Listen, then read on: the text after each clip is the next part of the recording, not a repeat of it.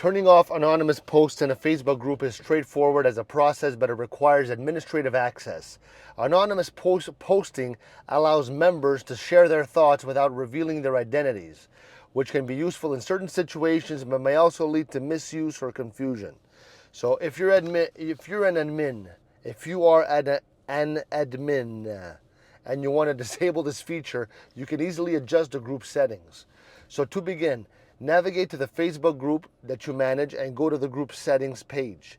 This can typically be found in clicking on the More option, followed by Edit Group Settings. Click that. Once you're in the settings, you're going to look for the section related to privacy and posting options. You should see an option that controls anonymous posting.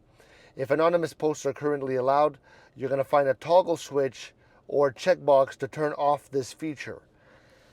Now, by disabling anonymous posts, all future posts will require members to be identifiable. This helps foster a more transparent environment where everyone's contributions are tied to their profiles, reducing the potential for harmful or off-topic content.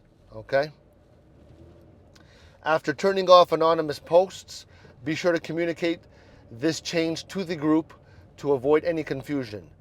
Disabling anonymous posts can enhance accountability and encourage more meaningful engagement with the group.